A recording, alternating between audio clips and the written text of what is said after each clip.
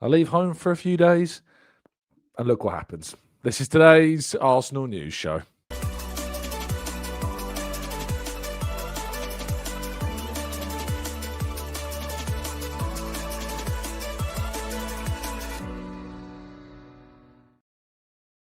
Hello and welcome to the Gooner Talk, back again with you guys and girls for another episode of what is indeed the Arsenal News Show. Joining you every single morning at 8 a.m. UK time. Thank you so much as always for joining me and making this a part of your morning routines. Thank you for coming back, of course, after the weekend's the weekend off for me. And it was a good, restful weekend. Enjoyed laying in bed a little bit longer than usual and really recharging the batteries. I wish it would have been a boring weekend. I wish that I didn't feel like on Sunday morning hopping on the show, but I absolutely did. I resisted those urges because I promised myself I'd take a couple of days off, despite, of course, the big story that broke on Saturday, of which I was kind of embroiled in quite considerably, being one of the few English reporters at the Brazil-Senegal game at the Emirates. But we'll talk about that, and we'll talk about everything that went down over the weekend and more with you all very shortly. But I hope you're doing good. Hope you're doing well. Thank you, all of you, for tuning in and listening as always. And certainly, I hope that you're looking forward to a week where we return to Premier League action, where international matches come to a conclusion. And of course, we finally hear from Mikel Arteta on a number of topics that we have been really desperate to hear more about as well. But good morning to you all joining us live in the chat today. Good morning to Gary, Mohammed, Sid, Kirill. We've got Blackshine and Claire. We've got James. We've got Steve. We've got Glenn. We've got Diavangaroo as well in the chat box as per. We've got Norris. We've got Amber Lee. Good morning to you all. Thank you so much, all of you, for listening, for tuning in, and as always, for making this part of your morning routines. Please do drop a like on the video, subscribe to the channel if you're new around here with those notifications turned on so you never miss a show. And I think there is a lot of scope this morning for this to be quite a significant discussion. We talk about international breaks having very little to discuss. Today is anything but that. So let's crack on, shall we, with today's stories. We begin with the frustrating news that the form of the women's team continues to frustrate, it seems, because Arsenal were held to a 0-0 draw in the North London derby, which is absolutely not what we want to see in a North London derby. And we certainly hope that the men's team don't repeat this scoreline the weekend either, because it would be a very disappointing result. But Arsenal just can't quite seem, Renee Slegers cannot quite seem to find the form of her side, and drawing away at a side. You know, the gap between the Arsenal and the women's and the Spurs women's team is significant, as is, of course, on the men's side too. But typically, we don't see the Spurs women's team getting any kind of result against Arsenal, and this is obviously a further indictment of the form of what is going on this season. And granted, they are suffering with some serious long-term injuries to really serious players, and without question that is having a huge impact on their campaign, the loss of such key figures like Leah Williams, of course, and even exciting new players like Katie Reid, who have come through the ranks. And I know that Michelle Adjeman has suffered an injury while on loan at Brighton, but maybe there is a question mark about that decision about sending Adjeman on loan after what an impressive summer she had with England, whether or not she should have stayed and offered that depth and option to Arsenal, having had such an impressive summer with the English national side at the European Championships. But there's just a lack of, I mean, Arthur says here, a lack of balance, and it's difficult to disagree. It just seems there's just something not quite right at the moment. Of course, winning the Champions League last season is going to earn Renee a lot of credit in the bank for this season. You shouldn't be seeing a manager leave after winning the Champions League, but there's no doubt that the pressure will be on, as there will also be on Claire Wheatley, who is the sporting director for the women's side of things as well, and the recruitment that happened or didn't happen in many cases, of course, in the summer as well. Right, let's move to the men's side of the game, shall we? And kick off with the internationals and what happened on international scene, because a lot is there to talk about. First of all, just before, there's not a slide on this, but a big congratulations to Ireland. And in particular, I know there's a Tottenham link and we don't like those. But for our Arsenal fans, who of course are indeed of Irish background and were celebrating the result in Hungary. Troy Parrott, unbelievable hat-trick, scored twice against Portugal, scored 3 times against Hungary, 5 goals in 2 games. Someone put a tweet on my timeline, said this is the week that Troy Parrott became the best player in the world for a few days. And it's difficult to disagree with that. A massive congratulations to Ireland on their second place finish, which means, of course, the celebrations are just to enter a playoff, but it is something that did not look very likely a few days ago. So brilliant success for them.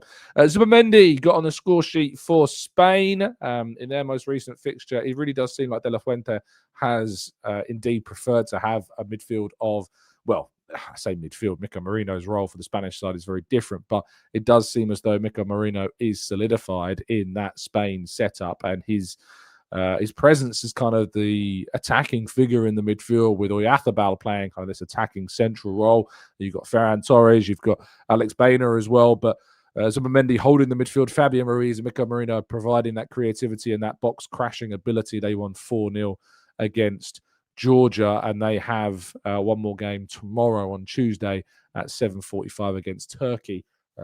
After that, we will see Merino and Zubimendi return to Arsenal as well. Norway, what a qualification campaign they have had, because they managed to turn around a 1-0 deficit against Italy into a 4-1 victory, meaning that they effectively already wrapped up the World Cup qualifying group, because of goal difference. Had Italy have won, they would not have overtaken them because of goal difference. But my goodness gracious me, I don't think anybody really expected Norway to turn it around without their captain, of course, Martin Odegaard, currently not fit to play. They won all 8 of their qualification games. Norway will go down as the dark horses, I think, of the World Cup for a few people. With players like Martin Odegaard and, of course, Erling Haaland leading the line, they will cause some upsets in next season's tournament. It means that Italy and Riccardo Calafiori go into the next playoff spot. Italy have been here before and lost, so that is a very high-profile game indeed for Italy now to try and get a result to make sure that they are going in the right direction. Martin Odegaard, though, has been speaking and has been doing some interviews while he's been away with the Norwegian national team. Of course, I reported for you this week just gone that he turned down the opportunity of a little holiday instead to join up with his national side and to be there to help inspire them towards victory. But speaking to TV2, he said his injury is moving forwards. The match today came a little too early, but it's starting to look better.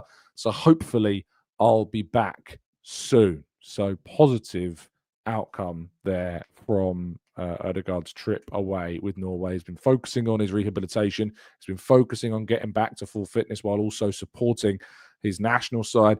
But a massive congratulations to Norway on a flawless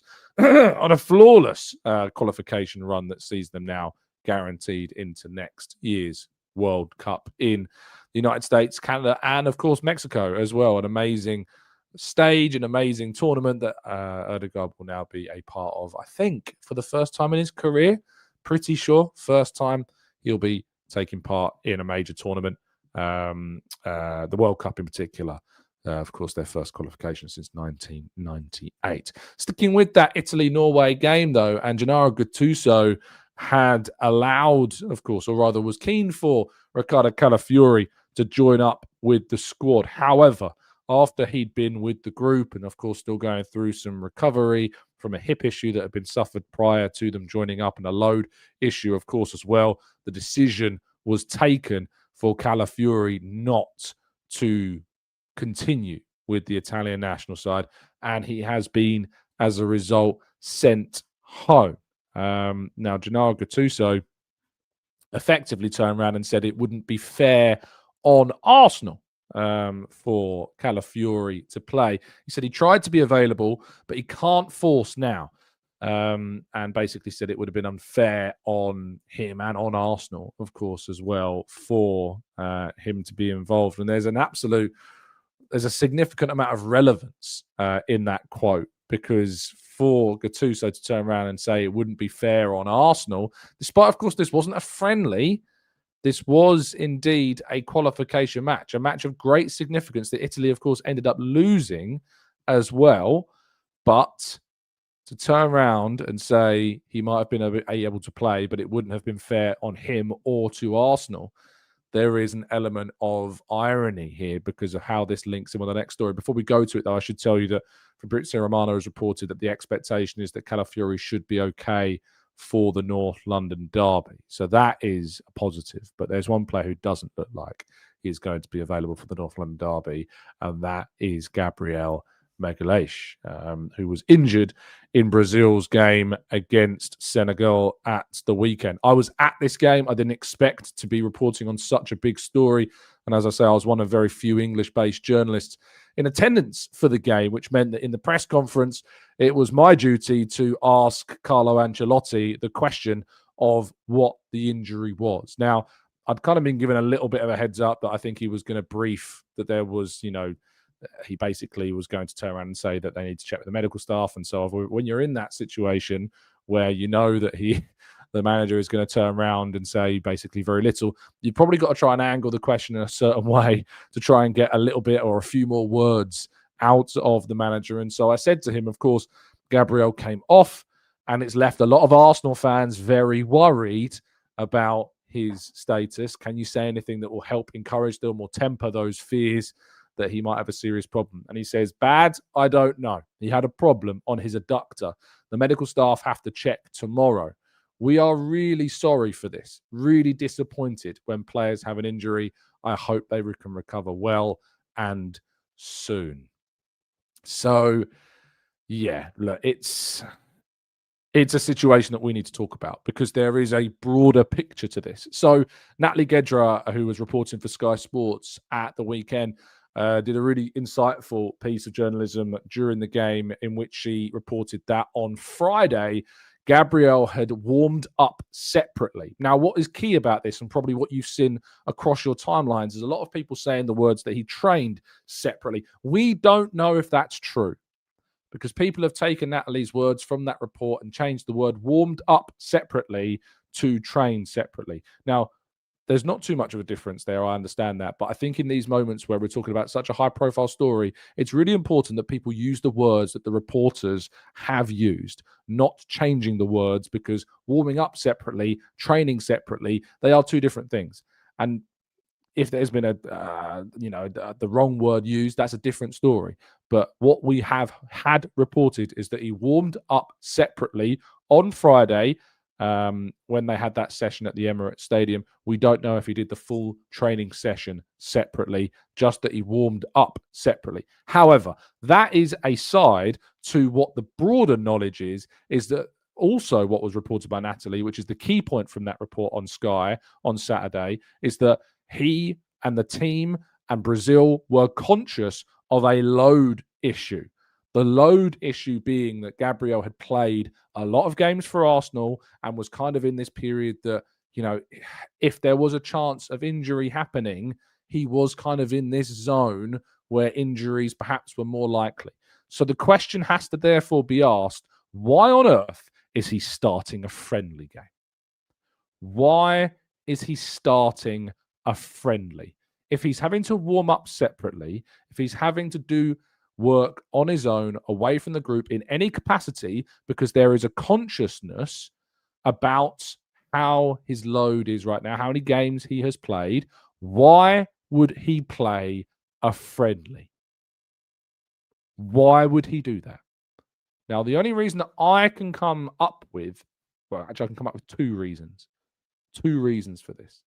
Now, this is just, from this point, we are speculating. And I want to make that really clear, that this is not about spreading misinformation. This is just opinion, theory, speculation. Playing for your country is a great honor. And particularly in a World Cup year where there is competition for places, and when you then add in and you kind of sprinkle over the Brazil element, playing for Brazil at your home stadium where you play week in, week out for your club is something of kind of it's an honor, it's an occasion, it's something that I imagine players really want to do. So one potential theory is that Gabriel has, of course, pushed for this. We don't know. We don't know if he has, but that is one theory, is that Gabriel has pushed for this. Certainly, there is something you can say, which is that if he was warming up, easily done. If he was warming up on his own on Friday and was asked about starting on Saturday, it's up to him to probably turn around and say it's probably not a good idea, even though it's at the Emirates, even though I'm playing in my home city where my club plays. I don't think it's a good idea. So you can say one argument is absolutely on Gabriel. I think there's a fair theory there, without a doubt. The second part of this, though, is, of course, on the Brazilian national team. Gabriel is an important player for them. He's a player that they want to play for them at the World Cup. He's a player that they want them to be fully fit when they get to the World Cup. And so to therefore decide to start him anyway in a friendly, when you know that you have seen him having to do work on his own in any level of capacity, because there is a consciousness and a concern about the load that he has been exposed to over the last however many weeks, because he played a lot of games for Arsenal. He's had to come off in certain games for Arsenal as well, it's worth pointing out. And he has suffered some issues for Arsenal as well this season already.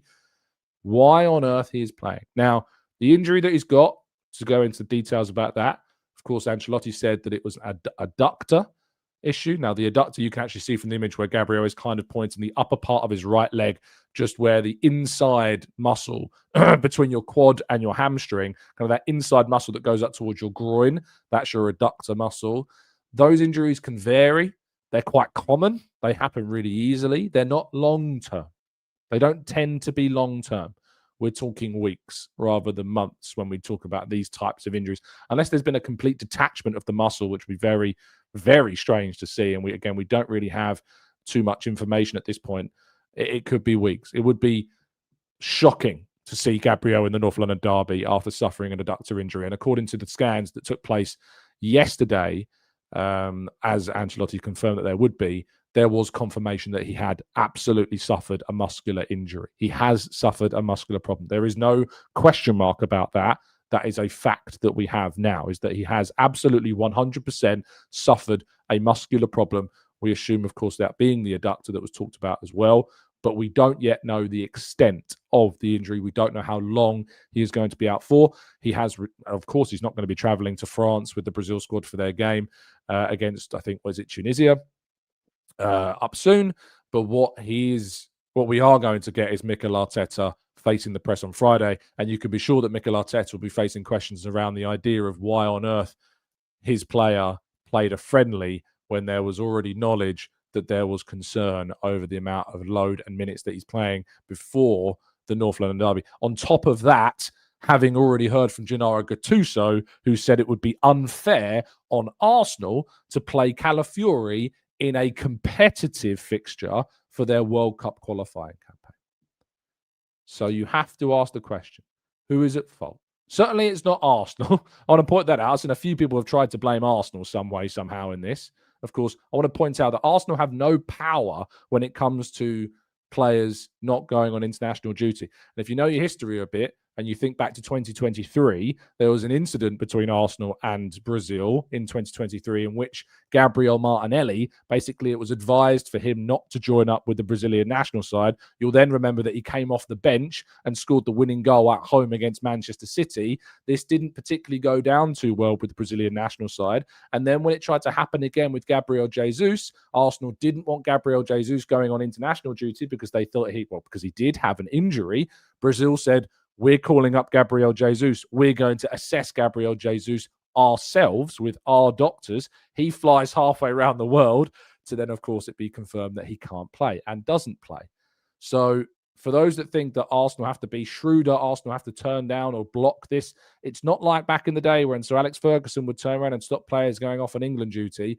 Times have changed. It's not the same as it was before.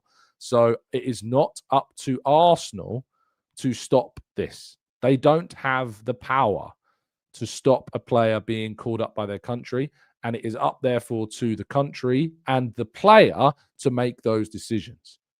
So even though Calafiori, if it was up to Arsenal, would not have gone to the Italian national side because of the hip issue. If it was up to them, they wouldn't have seen him go because they wouldn't have want to risk him playing. Now, thankfully, Gattuso and the Italian national side recognised that it would have been too risky for him to play. That has not happened on the Brazilian side of things. So without a doubt, we need to be very clear about how on earth it is going to be pointed towards us. Because some people will try, because some people like to point the finger at Arsenal no matter what, love to point the finger at the club and somehow put it into our own hands. This is not that. The situation is not that. If it was, I'd say it, but it's not. So we need to get the facts straight across multiple elements of this story. And it's worth reading up on that incident between Arsenal and Brazil back in 2023. It's a good story. There's a whole piece about it on football.london, so you can find it. I think I tweeted it out as well if you want to go and do some reading around that topic about players and being called up and the power that clubs have and things like that. So, yeah, that's worth looking into. But it's just a frustrating one. It's really gutting. And, of course, losing Gabriel for the North London derby is, yeah. We're going to lose that extra layer of protection. And we need that. You need that, particularly when you're surfing the net online. You need an extra layer of protection. And you can get that extra layer of protection with NordVPN, because you can just switch that button on when you go abroad so that you know that you can protect it when you're using a public Wi-Fi service. Or maybe you want to change your geodigital location on your laptop, on your mobile, or indeed your tablet. Any of the devices that, of course, are supported by Nord, you can use this on. Any of the territories that are covered by Nord, you can use this in. If you go to nordvpn.com/Gooner, you can get yourself a significant discount off a 1 or a 2 year deal. And of course, 4 months extra thrown in free on top of that too. And there's a 30-day money-back guarantee if you're not happy with the service for whatever reason. Right, let's go to part 2. Get some of your thoughts and feelings on these topics and more right after this.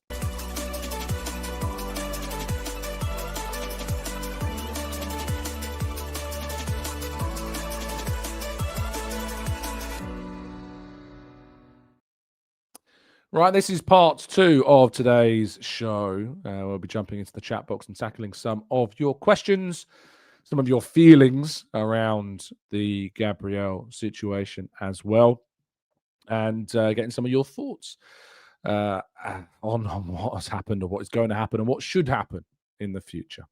Let's scroll up a little bit. Say, Arteta says, call Calafiori is fit. Do you play him central defence on the left to stop Kudus? I think that Arsenal have got a lot of options here.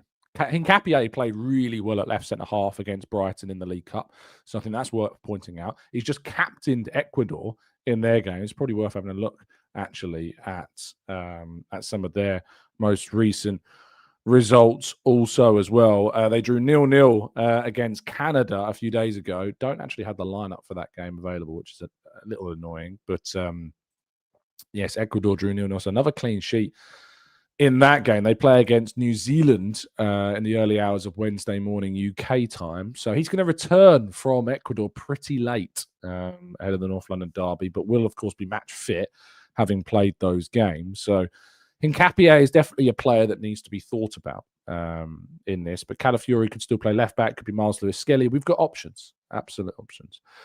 Amaragonis says, Tom, is it Arteta's fault that I burnt my toast this morning? For some people, it will be, certainly. Jasper says, should we be letting these players go to these international breaks this time of year to put more pressure on the countries to not play these players in millions of games? Again, Jasper, I've kind of touched on this already. It's not about letting players go. It's not up to Arsenal. Arsenal don't have the power to stop those players going. This is 2025. It's not 2002 for Sir Alex Ferguson anymore. It's very, very different. And it says, Tom, question. This is a huge blow. I know we have players coming back, but this is bad. Oh, no doubt it's bad. No doubt about that. Shay says, Rene's contract expires at the end of this season. Do you know why she was only given a 1.5 year deal to begin with? Did the higher-ups already decide that she was not a long-term... I mean, she was a short-term appointment because... Obviously, when Jonas Ardeval left, Arsenal had to make the decision about a new coach, and it was mid-season. And so, therefore, they gave her a short-term contract to be able to prove herself worthy of another one. What's interesting is that they didn't extend it after she won the Champions League. That was quite intriguing. So, interesting to see how that goes down for the rest of the campaign. Rich says, Tom, I'm looking at the bright side here. It's an opportunity for us to get a good look at Hincapié as well. It's very true. Gary says, is it time for the winter break in the Premier League now, Tom? And also, what has happened with the stretchers? Why are players expected to walk with serious and risk-aggravating injury? I mean, adductor injuries and things like that, it's not. They wouldn't be walking if the recommendation was not to walk on those types of injuries. Stretchers are only used mainly when you literally should not be moving the joint at all. at whatsoever. So when the players can't walk, sometimes actually walking on those injuries, walking in those moments, keeping the muscle moving, keeping the blood flowing to those areas, you want to do that. You want to encourage healing as much as feasibly possible. So it's like when you have surgery. Like I remember when I had that knee surgery years and years ago, I was literally being encouraged to walk on that knee surgery, on that knee the day after the surgery finished, because you want to encourage the blood flow. You want to encourage the activity of recovery in those positions. Not overdoing it, but just walking on them as much as possible. But I'm not a medical expert. I'm just using off the experience that I've got. Samuel says, Tom, it's hilarious seeing all the rival fans comment looking forward to our downfall in the comments in Gabby's injury. It's like they don't realise what depth that we have.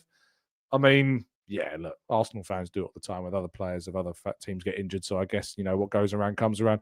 Rather varies is, do we currently have the most first team players injured? I feel like we have lost a few now. Arsenal, I think, have had the worst injuries alongside Spurs, I think, this season. And Arsenal still sit top of the Premier League. Yaya says, captained Ecuador over the best, CDM Caicedo. We have plenty of leaders in this squad. We have, of course, Odegaard, Saka, Declan Rice, Gabby, Hincapié, Norway. Absolutely love it. Amina says, any update on the returning players? Nothing beyond what we already know, unfortunately. Maybe we'll get an update this week. Of course, Arteta facing the press on Friday. Will there be any images in training of players taking part in anything? We will have to wait and see.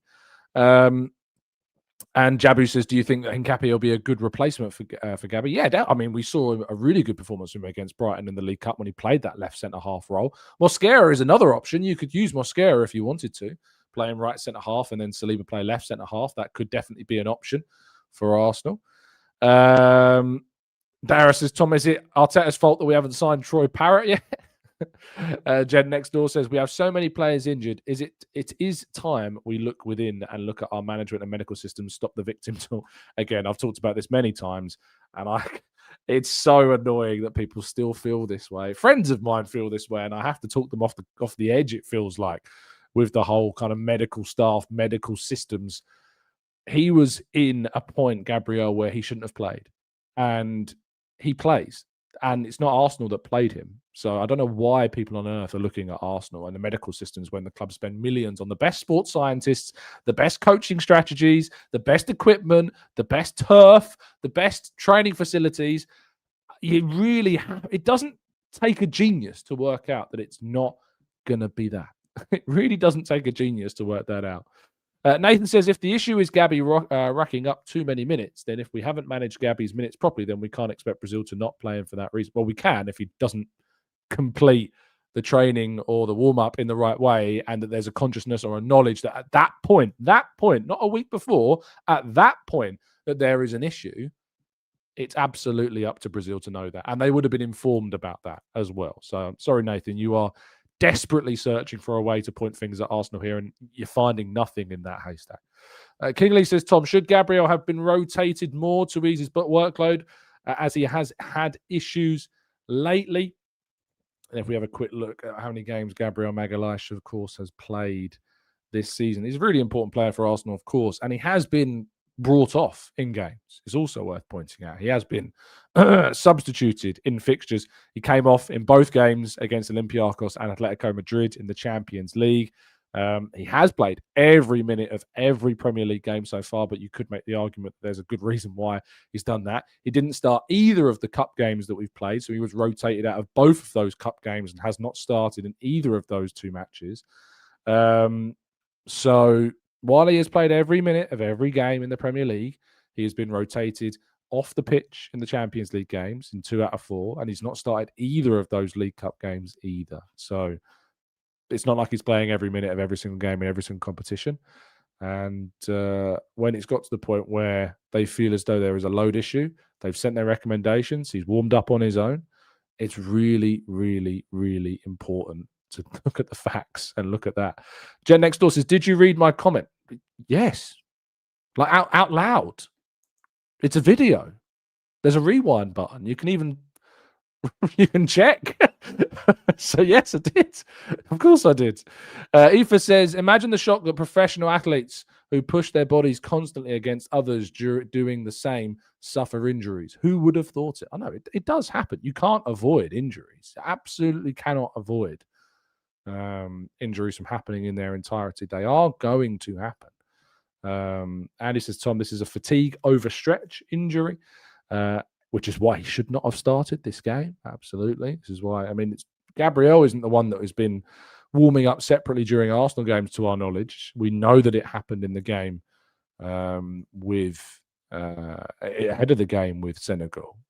So it's not like it has been happening with Arsenal. In fact, we know that because we have those open training sessions where we are in attendance and we see those training sessions, and Gabriel is not on his own. He has not reached that stage.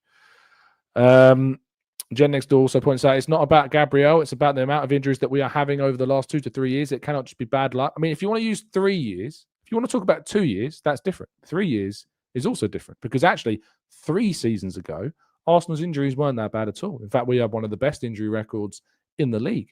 But this season and last season is where we've had bad injuries. And unfortunately, it's a snowball situation. We have injuries piling up in certain situations. We have injuries piling up in certain positions.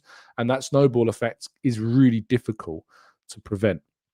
Now, Arsenal are doing their absolute best to try and do that. That's why Gabriel is not starting the League Cup games. It's why he's being subbed off in those Champions League games when we get the results that we need. But injuries are going to be inevitable. You're never going to get a situation where every player just avoids injury. And we are not the only club that are dealing with this volume of injuries either. Arsenal last season had, I think, the most with 27, but I think Spurs had a longer longevity of players that were missing throughout the campaign. And when you have a situation where those injuries snowball, it's different. And also what you have to think about is you have to think about the type of injuries that Arsenal have suffered this season. If you look at Odegaard, these aren't muscular injuries that Odegaard has suffered. He suffered 2 shoulder problems that have been impact issues, and then a knee injury that is an impact issue. You then look at Noni Madueke, a knee problem. That's not because of fatigue. That's not because of overplaying. Knee injuries are not to do with that, especially when Madueke just joined the club in the summer. Same goes for Kai Havertz. Kai Havertz suffers a knee injury because of a challenge. I think it was with Ugarte at the end of the Man United game, and he's got a serious knee injury from that. So if you take away those 3, all of a sudden you're looking at a very different picture of what injuries Arsenal are suffering from.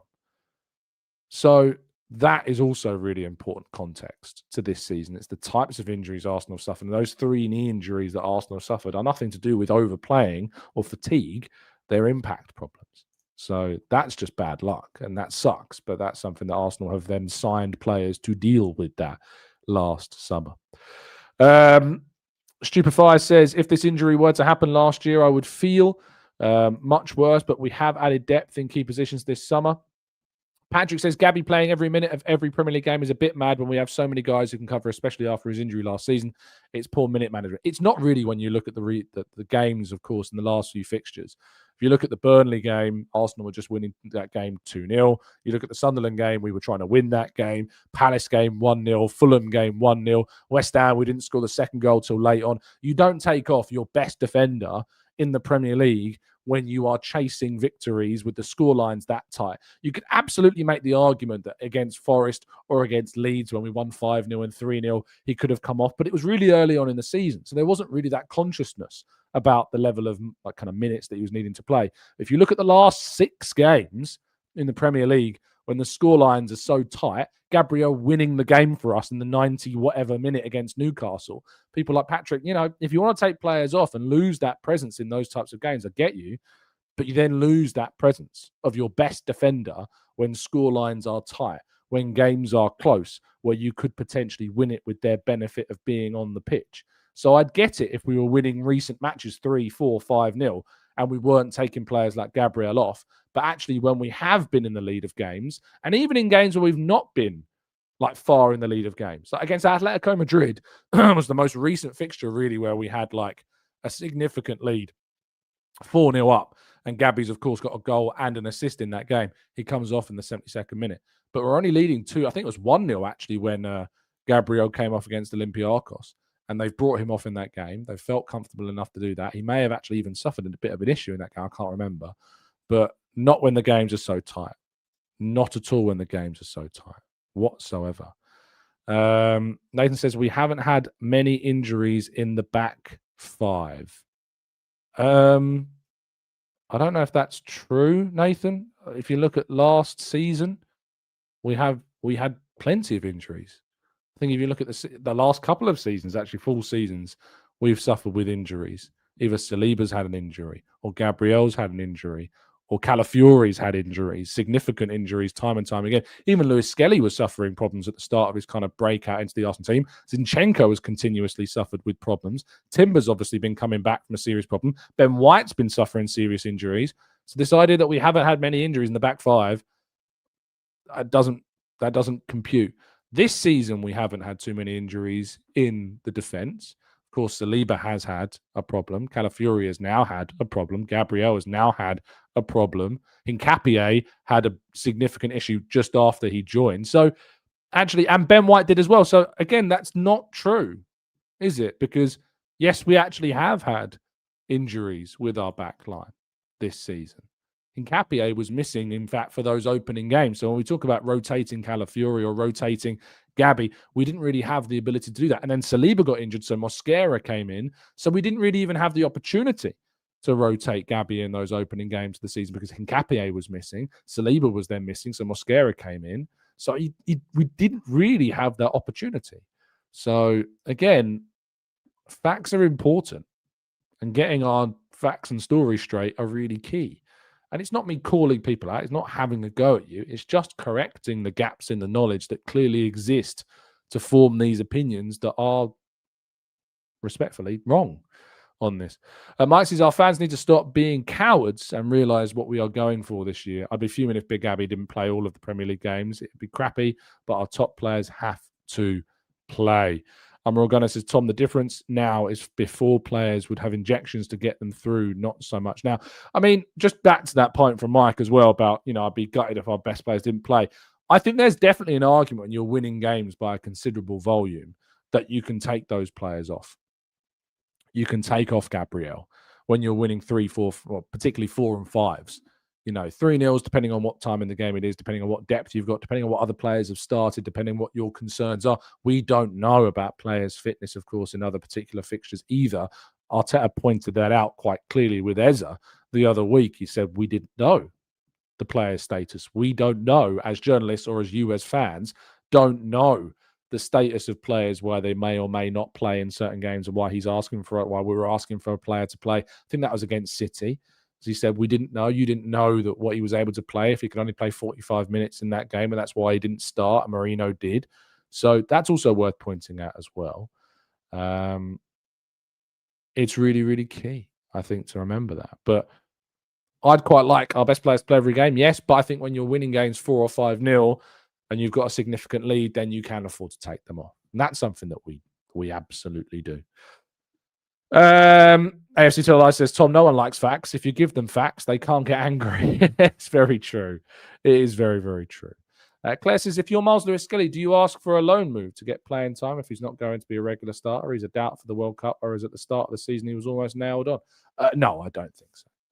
I think he's, as far as I'm aware, and the information that I have, and I reported this the other day, is that he's relishing the competition. This is the reality of playing in a team like Arsenal in 2025. Same as it was for City in the last few years, same as it was for Liverpool to a degree as well. Lesser degree, but certainly with City, is that you have to understand that you're going to have competition for places. You're going to have situations that are hectic, and that you're going to have high-quality players that want to play as well. So, no, I don't think so. And I wouldn't want him to go on loan. I think we need that depth, and I think this is a situation now with Gabby out that could see Miles Lewis-Skelly come in. Calafiori goes left centre half, and we play Miles Lewis-Skelly at left back. We've got options there. So, yeah, I don't think so. Last couple before we wrap up. Let's go to Gary. Says, Tom, you didn't answer my question. Do you think it's time that we had a winter break? Maybe. It's just very difficult with Matt Gaines. I think the League Cup should be reduced to have just one leg in the semi-final. I think the Champions League expansion to 8 games in the league phase was a joke. I don't mind the league phase restructure, but expanding it to 8 games is just mental. Absolutely mental. So, yeah, it's really, really difficult. Nathan says, I hate to break it to people. I guess it's like us having to hate to break it to Nathan that we have actually suffered injuries in the back line.